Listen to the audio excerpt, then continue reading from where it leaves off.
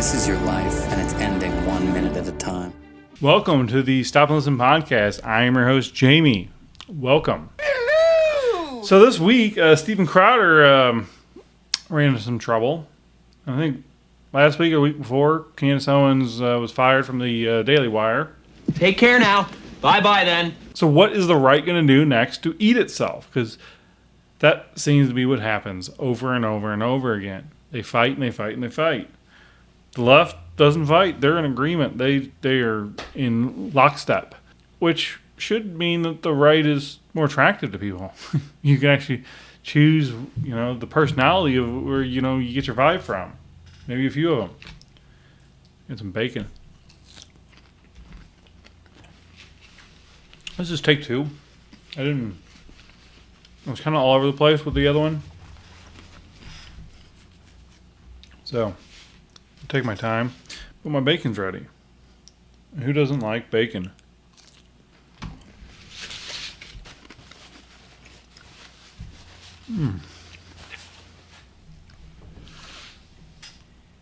What led me here to where I'm at right now? Talking to a camera. Posting on YouTube. Well, when I was younger, I think I consider myself a conservative Democrat. Yeah, I was clueless. And I was convinced by the media, that Bush was a horrible president. And not for the same reasons I feel that way, but not for the same reasons that I was convinced of when I was younger. So when 2008 came around, I was like, I just want a good election between good candidates. Let's get a good person in the White House. And at the time, I was watching CNN. That's where I was getting my news from. I didn't watch a lot of news, but Obama's running for the nomination, the Democratic nomination, or the primary. And the CNN would cover things like, just suspicious things about his past, and and they would just kind of brush past it very quickly. And that kind of set off some alarm bells for me. It's like, well, this guy's running for president of the United States. Like, shouldn't you kind of hash this out a little bit? And they wouldn't. And then a guy I worked with said, hey, you should check out Glenn Beck. Glenn Beck, okay. Who's Glenn Beck? So Glenn Beck was on at 4 o'clock on Fox News. Very informative. First time I ever heard the name's George Soros, and then didn't hear it again for years until just recently. He was ahead of the curve on so much of this stuff. And then one day he said that Barack Obama was racist, lost a lot of advertisers, and basically his only one advertising was Goldline, and eventually they canceled the show and replaced it with a 5. And then he went off and started his own network. Now, around that time, as I said, that was 2008 is when I started getting into things. 2009, Tea Party movement's going. Getting kind of interested in that. And 97.1 is the local conservative talk channel in St. Louis. And Dana Lash had a show, and she was very involved in the Tea Party movement. Now, something happened there, like some group and her kind of had some kind of falling out. Eventually, she moved to The Blaze, actually. I don't know what she did there, how long she was there. She's not there anymore. I mean, I haven't listened to her for years. I mean, I don't know why. Maybe I still like her. It's just maybe I just got distracted. I don't know. Here, I'm going to subscribe to her. Maybe Dana Lash is still awesome. I don't know. And then, so at some point, I'm watching Fox all the time, all day long, and I start watching Red Eye, the Late Show, and a young guy named Steven Crowder was on there. And one thing led to another, and then I started watching his YouTube podcast, him and Not Gay Jared, as he was called. It was good. And he would go out there and, I mean, the change your mind thing, he would do that. Groundbreaking. Really groundbreaking. Some of the other things he would go out there and uncover was pretty good, man. Like, really inspiring what he was doing. But anyway, I mean, Crowder just kind of went on for a long time. Like, eventually, they went 5 days a week. You know, people were deal about that, stupid jokes. But eventually, they went 5 days a week, and they started getting to some really sketchy stuff. Not that they weren't not what they were doing, but like they actually kind of got involved with Antifa and discovered some stuff. Before I get too far ahead, though, there's another guy that popped on the scene after like the Gamergate and Breitbart, the original Gamergate. Milo Yiannopoulos worked for Breitbart, so he pops onto the scene, and he's conservative, he's British, he's gay, not just gay, flamboyantly gay. And my thought of the time was like, it was great. I mean, we need some diversity in the movement. I mean, a flamboyantly gay fella can be conservative, can talk about conservative principles. That's great. And then him and Ben Shapiro started going back and forth because like that was like Ben Shapiro around the time when Ben Shapiro was leaving Breitbart. I think he probably had already left, but they had worked together, I think, at Breitbart. And Shapiro was accusing him of being like alt-right, like the racist right, which is really stupid. Just, if you want to call me right, it's because of my Christian principles. That man doesn't have any Christian principles. Guarantee you that. So how is he, like, how are we on the same political spectrum? I mean, prior support for Trump for both of us, that's not, we're not the same people. One sick, twisted freak. But I never really heard Milo say anything like anti-Semitic or racist or anything. And then somebody went and dug up a podcast. He said something controversial, if taken like kind of out of context, really out of context. I mean, and then he was kind of just gone after that. Now, Milo was a huge Trump supporter. And when that happened, I guess the Trump team kind of brushed him aside. And then after that, he kind of lost it and set out to destroy the Trump team. Don't know how close he's gotten, but like he did get in with Trump. Like he was there when Kanye and Trump had dinner. Like when I think Trump was in the White House, and like Milo showed up, like had attached himself to Kanye back then. But then anyway, when Kanye lost it and started talking about Hitler and things, like him and this Nick Fuentes guy was like at his side. I don't know if it was during the Tim Pool thing or the Alex Jones thing. I don't think he was at Alex Jones, or at least not on camera.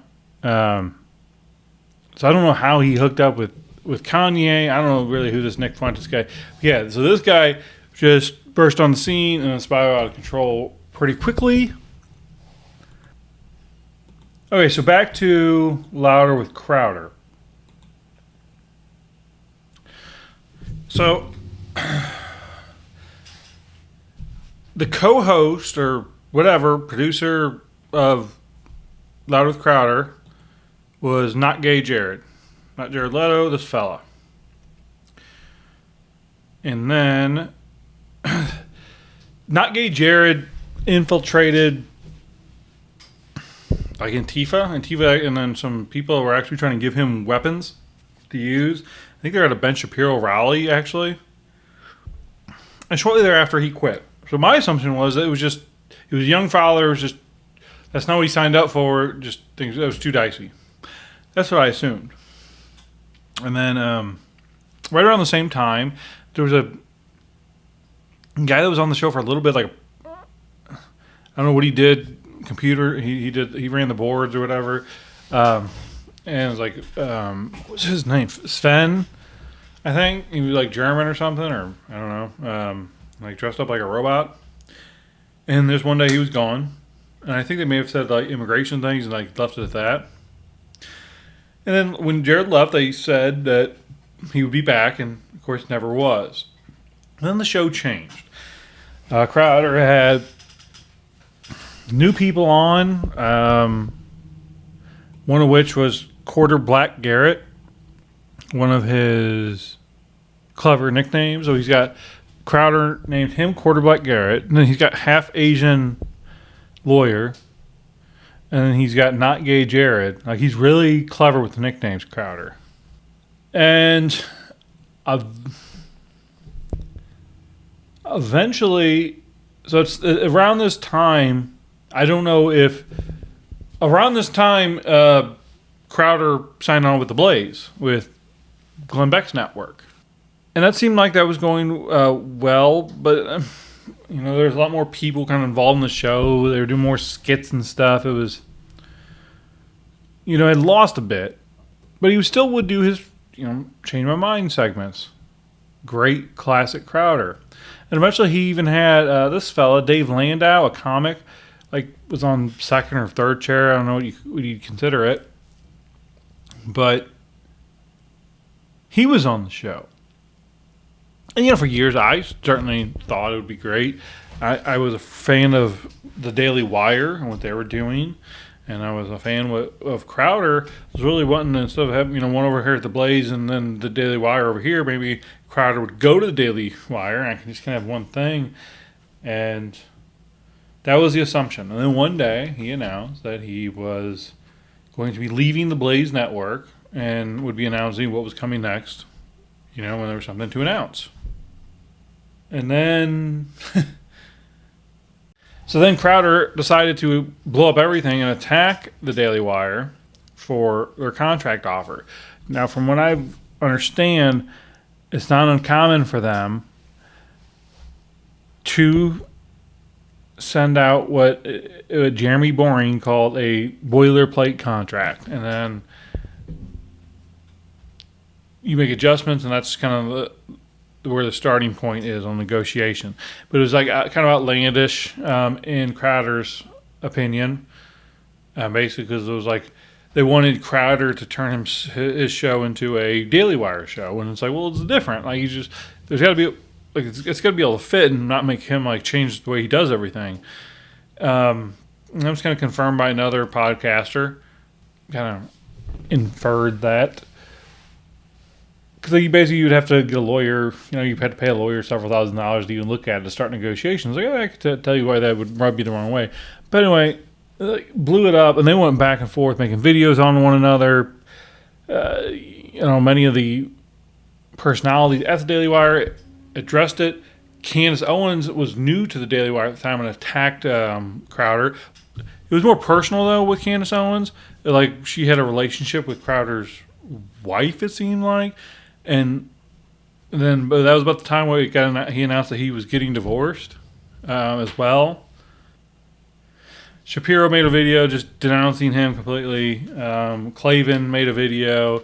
And Matt Walsh said something short about it. Did Crowder believe that he was just going to get a great deal from the Daily Wire, and that's why he burned his bridge at the Blaze? Or did the Blaze see what was on the wall and thought maybe we ought not to continue this relationship? So once Lauder with Crowder came back from hiatus, and they just kind of built a stronger presence on Rumble, the comic Dave Landau was gone, and now Quarter Black Garrett had left a year earlier, but would show up time to time. He left and did his own podcast. Then, once Crowder came back from hiatus, and at first they were like, "Yeah, Dave, he's tending to a sick aunt or something." And they said that once or twice, actually, and then never again, because he ended up doing a show on Blaze TV with Quarter Black Garrett. So, the bodies are starting to, pile up, that was former Crowder crew. He's burning through them. And the show, it just lost its edge. It really did. Stupid, there's just, even the sound, you could just hear when a bad segment was coming up because it would sound the same. Just the way their voices, I could like hear it in Crowder's voice, or I mean, just they did a lot of stupid shit. Just they wasted so much time, and like, oh, then they got to take a month off in the summer, and they got to take off a month off in the winter, and oh no, it's to create. We got to create, and it's like, dude, like just be funny. Like you don't. He does good impersonations though, so I mean that is really in his wheelhouse. I mean that is a shame, and this is kind of why Crowder is like this. I think because he should be on Saturday Night Live. He would be great on Saturday Night Live. His impressions are fantastic, and I think he holds a grudge against the world. I don't know. I guess because he made a success of himself despite everything. But anyway, the show has gotten like. They have another comic on there now instead of Dave Landau, and it's just like the show. It's intolerable, like because they're just laughing. Somebody's laughing all the time. Somebody's talking and somebody's laughing. I can't even like. There's times I can only listen for 10 seconds. Every once in a while, it'll be okay, and I can get through it. But so I was wrong on not Gay Jared and why he left. His name is Jared Monroe. And he left because of abuse that he's claiming from Crowder. Crowder is claiming an extortion plot between him, Jared Monroe, and his soon-to-be ex-wife, Crowder's soon-to-be ex-wife. And then Candace Owen jumped in again against Crowder. And then Lauren Southern, who I know has been on the show before, she jumped in. She was attacking Crowder, which I'd heard he was involved with a conservative chick in the, known podcast world, or I kind of thought it may have been her. But apparently not. Maybe they were involved at some point. I don't know. But she was attacking Crowder, and then I'm H. Pearl Davis, I think her name is, on here. I subscribed to her. I don't know why, but I started seeing this day when it blew up. She was defending Crowder like it's her son. I don't know if there's a relationship there. I have no idea. It was kind of odd. And then Tim Pool kind of weighed in, and because Crowder is paying a significant amount of money for child support, then. Now she's suing him, or it's a whole big mess. I don't have like the marriage thing and the Jared. I don't know. I don't know what has happened to Crowder because he had a good product and it's not good anymore. He would always walk the line like way too close to the line on like racial stuff, stereotypical stuff, and that stuff can be funny. But like he was purposely going like too far or right to that line just for comedic effect. Like stupid shit, Negro. Oh, I can say Negro. Why can't I say Negro? That kind of like stupid. That kind of mindset. Like, no, dude, it's just like okay, but it's fine. Like, but make it funny. Like, why are you gonna? Some of the things that you probably shouldn't say in in this world. If you're gonna say it, it should be funny or really insightful or like not for some little stupid joke. So I don't know. Watching him snap on his staff in the middle of the show and then letting it go to air on YouTube, posting that, like, what? That's really when I realized that there's something wrong with this dude. And he claims to be a Christian, and his producer, Gerald, seems very Christian from what comes out of his mouth. Crowder, dude, I got the mug. I'm rooting for you. I unsubscribe. I'm not going to enable you. You need to come to Christ. You say you're a Christian. I think you need to turn to your brother Gerald truly and have a reckoning with your soul, because you've fallen in love with yourself. I do believe. I don't know what it is. I don't know what's wrong with you, but something changed, man, and I am rooting for you. But you need to go away for a little bit, maybe. You need to really reestablish your relationship with God. I mean, come back, man. Come back. You've done some great work in the past. There's forgiveness through the Lord. Just rooting for you. But that's not it. Because 2 weeks before that, or so, a week before that, Candace Owens finally got fired from the Daily Wire. So Candace Owens has been going back and forth with Ben Shapiro, also of the Daily Wire, for some time. And really all came about when, after October 7th, when Israel was attacked by Hamas. He also said that you're a chicken-hearted lowlife who sleeps in pig slop. And your sister... Okay. Now, I like Candace Owens. I like what she brings to the table. Sometimes she's kind of unlikable. And very often she's unlikable. I don't know. I don't know about her. But what has spurred the conversation is supposedly what got her fired was exclaiming Christ is King on Twitter. Jeremy Boring, the guy who runs the Daily Wire, is being asked that. She's been critical of the Israeli response. Shapiro has been very in favor of it. But the Christ is King, is that... Now, I've talked about this on this show many times before. It makes me nervous. Because there's... First off, it's being said it's anti-Semitic. And it's not anti-Semitic. How could it be anti-Semitic? Christ is King. Cannot be anti-Semitic. It cannot be anti-Semitic because Jesus was a Jew, which is what made him the Christ. That's not his last name. It's all baked into the entire Christian faith. That's part of the structure of it, is right there. But it seems like people are using it as a way to kind of, I don't know. Was she saying that to piss off a Jewish coworker, or was she? I'm very religious, man. I mean, it's deep in my heart. But I've never thought like you'd say that out loud. And I don't really think Christ is King. Like Christ is. I mean, okay. I mean, that's one description of him, and there's many others too. Like, I don't know why that's latched onto. I mean, and Jesus was King of the Jews. Like, it just doesn't feel very Christian to me. Like, so we've got problems on the right. Like, we should have like a fantasy thing, like, or betting odds. Like, who's the next two people on the right going to go after it? I don't know.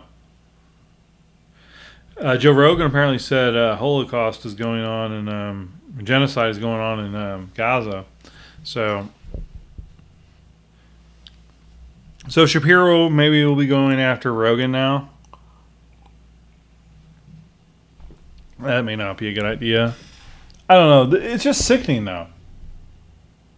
I'm glad the right has its different nuances depending on your cup of tea, but like,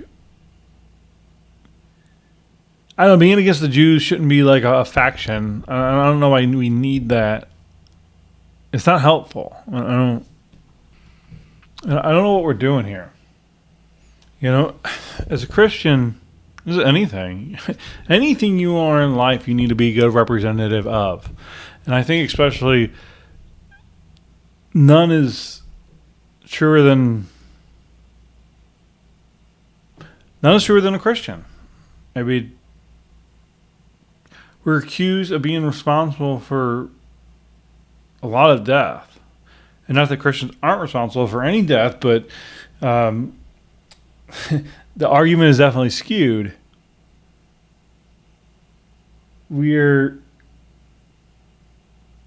A true Christian is full of love, but we're called intolerant.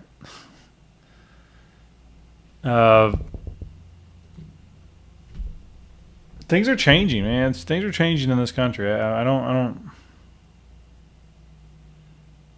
know, but I don't. I see so much positive, and then it's just seeing some of this negativity like this, and it hurts my soul. Especially, I mean, it's Easter weekend when I'm recording this, and I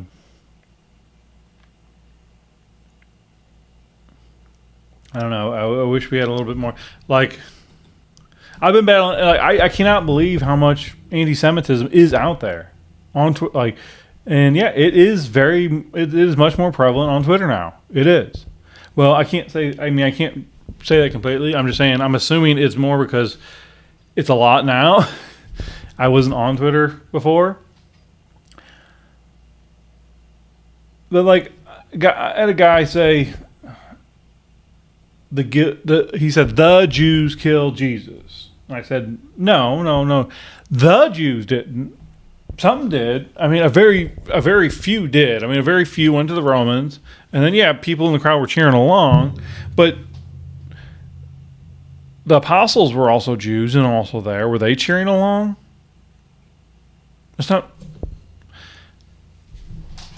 And I didn't look up. I didn't go look up the Bible and see if he's actually quoting correct scripture. But I think to say all and to know that the apostles were in fact there, I mean, clearly that doesn't work.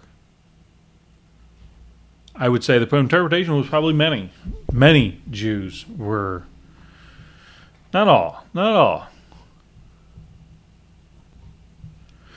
So that's all I got for today. Hopefully, share the love this weekend, people. Share the love.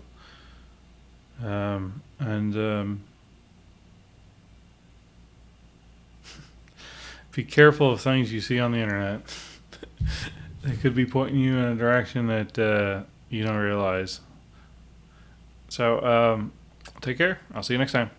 Who the hell do they think they are telling me what to do? It's my show. I do the hiring and firing around here. Anybody don't like it, they can pick up their pay and get out. This is your life, and it's ending 1 minute at a time. This war stops now. End the war. Bring freedom to our people. No. No more tricks. No more lies. Only truth. This is where we hold them! This is where we fight!